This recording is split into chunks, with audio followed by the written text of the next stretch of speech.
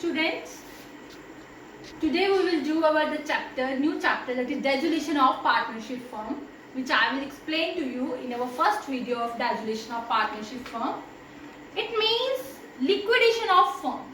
Firm wind up हो गई है, एक person appoint हुआ है who is known as liquidator, who realized all the assets of the firm, जिसने firm की सारी assets को sell कर दिया और liabilities को pay कर दिया और जितना अमाउंट रह गया वो पार्टनर्स में डिवाइड हो गया। वो मैंने आपको लास्ट वीडियो में करवाया था। बेटा इस चैप्टर में ज्यादा जो है वो जर्नल एंट्रीज आती हैं। सो मैं पहले आपको एक अकाउंट बनवाऊंगी, फिर मैं आपको एंट्रीज डालती हूँ। मैंने आपको कुछ बताया था कि लिक्विडेटर क्या करता है, एक बॉक्स बनाता है, उसका नाम क्या रखता है, रियलाइजेशन। पहले क्या करता है, सारी उसमें एसेट्स ट्रांसफर करता है, क्या क्या नहीं करता, cash in hand, cash at bank और डेटर्स जो है वो फुल वैल्यू पे करता है और जो एक्सपेंसेस राइट ऑफ होते हैं पार्टनर्स में ये सब नहीं डालते। ऐसे ही वो क्या डिवाइड करते, क्या ट्रांसफर करता है, लायबिलिटीज। क्या नहीं करता, पार्टनर्स का कुछ भी नहीं, ना कैपिटल, ना करंट, ना पार्टनर का लोन, ये कुछ भी ट्रांसफर नहीं करता। और वो सारे लायबिलिटीज रिजर्व्स जो हम पार्टनर्स में डिवाइड करते हैं। ठीक है बच्चे। सो आज मैं आपको इसकी जर्नल एंट्रीज कराऊंगी, बहुत ध्यान से करेंगे। जर्नल एंट्रीज करने के लिए मेरे को सबसे पहले रियलाइजेशन का अकाउंट आपको बनाना सिखाऊंगी, बिकॉज अगर आपको अकाउंट आ गया तो आप उसे जर्नल एंट्रीज भी बना लोगे। देखो जैसे हमारा बेटा एडमिशन और रिटायरमेंट में रीवैल्यूएशन अकाउंट बनता है, वैसे हमारा डेसोलेशन में हमारा कौन सा अकाउंट बनता है, रियलाइजेशन अकाउंट। क्यों बनता है, क्योंकि रियलाइजेशन मतलब एसेट्स और लायबिलिटीज को रियलाइज फिनिश कर दो आप। ठीक है, that particular amount, particular amount, credit debit. देखो बहुत ध्यान से ये अकाउंट बनाना सीखना। सबसे पहले मैंने क्या करना है, सबसे पहले एसेट्स को ट्रांसफर करना है। एसेट्स को क्या करना है, ट्रांसफर। वो कौन सी साइड पे आता है, यहाँ debit side. Realization to assets, सारी assets like land and building, plant and machinery, ठीक है, मोटर व्हीकल, स्टॉक, कुछ भी है वो ट्रांसफर कर देना। सिर्फ क्या नहीं करना आपको बताया है, cash in hand, cash at bank, expenses right of और डेटर्स जो है वो फुल वैल्यू पे ट्रांसफर कर देना। ठीक है, जो डेटर्स की प्रोविजन है वो किसका पार्ट बन जाती है, लायबिलिटीज का। सबसे पहले मैंने क्या काम किया, एसेट्स को ट्रांसफर कर दिया। उसके बाद मैंने क्या करना है, लायबिलिटीज को ट्रांसफर करना है। वो इधर, एसेट्स इधर तो लायबिलिटीज इधर। बस एक याद रख लो, एसेट्स इधर आनी है, एसेट्स इधर आनी है। मैंने ऐसे याद रखती हूँ, एसेट्स डेबिट होती हैं इसलिए एसेट्स इधर आती है। ठीक है, लायबिलिटीज इधर, बाय लायबिलिटीज सारी ट्रांसफर करनी। कौन कौन सी आ जाएगी, like creditors, bank overdraft, outstanding expenses, ये सब आ जाएंगे। ठीक है बेटा, कौन कौन से नहीं आने, पार्टनर का कुछ भी नहीं, ना कैपिटल, ना करंट, ना लोन और ना रिजर्व्स वगैरह। बैंक लोन या पार्टनर्स की वाइफ या हस्बैंड का लोन तो आना ही है, बैंक लोन या कोई भी आउटसाइडर्स लोन।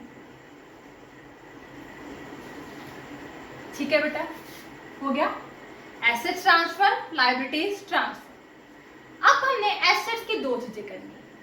या तो हमारी एसेट क्या होएगी, सेल, या उसको कौन टेक ओवर करेगा, पार्टनर। ठीक है, एसेट्स के रिलेटेड मैंने सारी एडजस्टमेंट इधर, लायबिलिटी के रिलेटेड सारी एडजस्टमेंट इधर, रिवर्स चलना है। ठीक है, इधर नहीं करनी। अब एसेट अगर सेल की है तो मैं लिख दूंगी बाय कैश अकाउंट, जितने की आपने सेल करी है। ठीक है, कोई भी एसेट अगर पार्टनर ने ले ली है तो मैं लिख लूंगी by partners capital account. Okay, asset sale करी है, एसेट अगर सेल या रियलाइज्ड वर्ड लिखा हो तो by cash account. Asset partner ने ले ली है, asset taken over by partner, तो by partners capital account. Clear है? लायबिलिटीज के रिलेटेड सारी एडजस्टमेंट इधर, वही दो चीजें, लायबिलिटीज या तो आप पे करोगे या उसको पार्टनर टेक ओवर कर लेगा। अगर लायबिलिटी पे की है तो क्या आ जाएगा, to cash account, liabilities paid. बेटा एक बात का याद रखना, चाहे आपको बोला हो चाहे ना बोला हो, आपने लायबिलिटीज पे करनी करनी है। Creditors, bank overdraft, outstanding expenses, outsider loan, ये सब आपने पे करना ही करना है, चाहे आपको क्वेश्चन में बोला है चाहे नहीं बोला। ये क्या लायबिलिटी पार्टनर ने टेक ओवर कर ली है तो किसका नाम आ जाएगा, टू पार्टनर्स कैपिटल अकाउंट। ठीक है, liabilities taken over by partner, pay की है तो टू कैश, पार्टनर ने टेकन ओवर कर लिया है to partners capital account. Clear है? इसके बाद बेटा हमारी एडजस्टमेंट होती है एक्सपेंसेस। इसकी एडजस्टमेंट होती है एक्सपेंसेस। देखो ध्यान से, एक्सपेंसेस या तो फर्म पे करता है, खर्चे हैं, पैसा जाना है तो इधर लिखना है, पैसा आना है तो इधर लिखना है। आता सिर्फ एसेट्स को बेच कर ही है और कुछ नहीं, यहां से पैसा आना। अब फर्म बंद हो रही है, कुछ ना कुछ एक्सपेंस तो होंगे। अगर वो एक्सपेंस फर्म पे कर रहा है, कौन पे कर रहा है, फर्म, तो यहां आ जाएगा टू कैश अकाउंट। अगर कौन पे कर रहा है, फर्म। ठीक है, अगर कोई खर्चा पार्टनर पे कर रहा है, खर्चा फर्म का है लेकिन पे कौन कर रहा है, पार्टनर, तो क्या आ जाएगा यहाँ पे पार्टनर का नाम, to partners capital account paid by partner. ठीक है बच्चे, क्लियर है? अगर फर्म पे कर रही है तो टू कैश अकाउंट, पार्टनर पे कर रहा है तो to partners capital account. I hope ये आपको क्लियर हो गया हो। रियलाइजेशन में जो जो आता है, एसेट्स इधर, लायबिलिटीज इधर, एसेट्स के रिलेटेड सारी एडजस्टमेंट इधर, बेची है तो बाय कैश, पार्टनर ने ले लिए तो बाय पार्टनर्स कैपिटल। लायबिलिटीज की इधर, पे कर दी तो टू कैश, पार्टनर ने टेक ओवर कर ली तो टू पार्टनर्स कैपिटल। एक्सपेंसेस एक अलग से है, अगर फर्म ने पे किए हैं टू कैश, पार्टनर ने पे किए हैं तो to partners capital account. Clear है? फिर आप बैलेंस करते हो, जैसे आप रिवैल्यूएशन का करते हो। अगर इधर आता है तो क्या लिखोगे, to profit transfer to partners capital account in old ratio. अगर इधर आता है तो क्या लिखोगे, by loss transfer to partners capital account in old ratio. एक बार ध्यान से देखो, अगर आपको क्लियर है देन मैं आगे करवाती हूँ।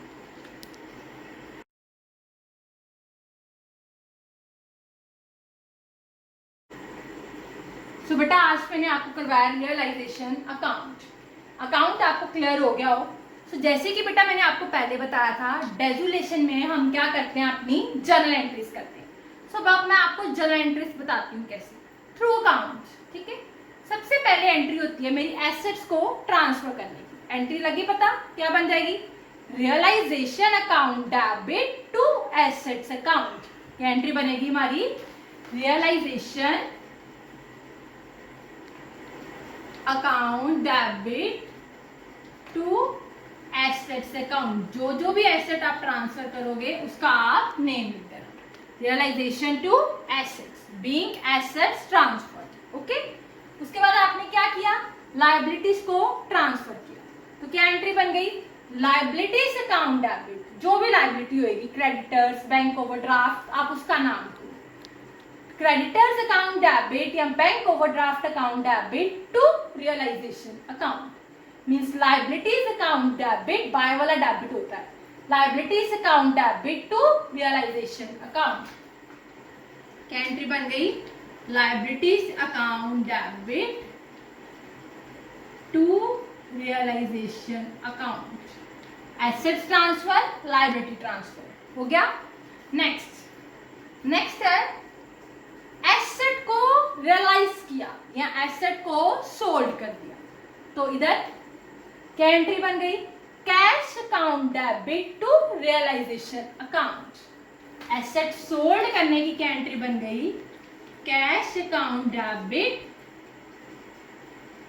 To realisation account being asset sold या एसेट रियलाइज. ठीक है. एसेट अगर पार्टनर ने ले लिया, मैंने तभी आपको पहले ये बनवाया, एसेट अगर पार्टनर ने ले लिया तो क्या एंट्री बन गई?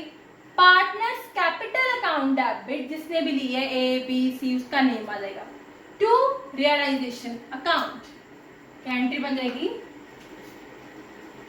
Partners capital account debit to realisation account. क्या एंट्री बन जाएगी? Partners capital account debit to realisation account. Next ये हो गया. लाइबिलिटीज अगर आपने पे की है, लाइबिलिटीज के रिलेटेड सारी एडजस्टमेंट इधर, लाइबिलिटीज पे की है तो एंट्री बन जाएगी realisation account debit to cash account. Liabilities pay करने की realisation account debit to cash account. ठीक है. लाइबिलिटीज अगर पार्टनर ने टेक ओवर कर ली है तो क्या एंट्री बन जाएगी? Realisation account debit to partners capital account. Clear है बेटा? एक्सपेंसेस के रिलेटेड 3 एंट्रीज है, वो मैं आपको करवा देती हूँ. पहले हम प्रॉफिट लॉस की देख लेते हैं. अगर हमें प्रॉफिट हुआ है तो क्या एंट्री आएगी? Realisation account debit to partners capital account. Profit की एंट्री क्या आएगी? Realisation account debit to partners capital account. और अगर हमें लॉस हुआ है तो क्या एंट्री बन जाएगी? Partners capital account debit to realisation account. I hope ये आपको क्लियर होगा. इसके अलावा हमारी 3 एंट्रीज होती हैं एक्सपेंसेस की और एक बैंक लोन की, ये मैं आपको करवा देती हूँ. तो बेटा ये हमारी एंट्रीज है, एंट्रीज फॉर एक्सपेंसेस. इसकी 3 एंट्रीज है, ध्यान से सुनना. पहला है when expenses paid by firm. Firm के खर्चे और पेमेंट भी कौन कर रहा है? फर्म कर रही है. तो फर्म कौन से अकाउंट से करेगी? अपने रियलाइजेशन से, क्योंकि फर्म ने अपना सारा पैसा रियलाइजेशन में डाल दिया है. तो एंट्री आएगी realisation account debit to cash या बैंक अकाउंट. क्लियर है? अगर खर्चे भी फर्म के हैं और पे भी कौन कर रहा है? फर्म कर रहा है. नेक्स्ट है when expenses of firm are paid by partner. अब खर्चे फर्म के हैं लेकिन पे कौन कर रहे हैं? पार्टनर. तो हम टू कैश की जगह पे पार्टनर का नाम लिखते हैं. Realisation account debit to partners capital account. क्या लिख देंगे? Realisation account debit to partners capital account. Third point है हमारा when expenses are paid by partners personally. Firm नहीं पे करती, फर्म का खर्चा चाहे हो, लेकिन पार्टनर अपनी पर्सनली पे कराता है. ठीक है? पार्टनर ने पे किए तो ये एंट्री ध्यान से रखना. तो ये फर्म के अकाउंट में नहीं जाती क्योंकि पार्टनर फर्म को बताए बिना ही पे कराया है. तो क्या एंट्री आएगी? Partners capital account debit to cash account. Clear है? फर्म ने पे किए हैं तो रियलाइजेशन टू कैश. फर्म के खर्चे पार्टनर ने पे किए हैं तो realisation to partner.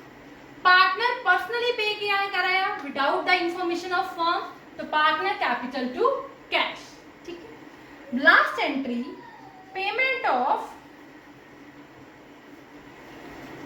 Partners loan. मैंने आपको बोला है कि कुछ भी हमने ट्रांसफर नहीं करना, पार्टनर का ना कैपिटल ना करंट ना लोन, बट जब पैसा बचता है तो सबसे पहले पेमेंट किसकी होती है? पार्टनर के लोन की। इसकी सिर्फ जर्नल एंट्री आती है, रियलाइजेशन में पार्टनर कैपिटल में ये कहीं भी नहीं आता। आपने रियलाइजेशन में तो मैंने डाला नहीं, पार्टनर कैपिटल बिल्कुल वैसे ही बनना है जैसे आप बनाते हो, उसमें भी नहीं आता। हमेशा बस एक याद रखना, ये जो पार्टनर का लोन होता है, ए बी सी 3 पार्टनर है, तो ए का अगर लोन है या बी का लोन है, ठीक है, तो उसकी एंट्री होती है बस लास्ट में बीज लोन या एज लोन, कोई भी मीन्स पार्टनर का नाम, partners loan account debit to cash या बैंक अकाउंट। बाकी एंट्रीज तो आपको क्लियर होगी, ये 4 भी ध्यान से कर लेना, ठीक है बेटा। फर्म ने पे किया, पार्टनर ने पर्सनली, और पार्टनर के payment of partners loan account debit to cash and bank account. I hope ये जनरल एंट्रीज आपको क्लियर होगी हो। Still if you have any problem then you can ask for me. Thank you.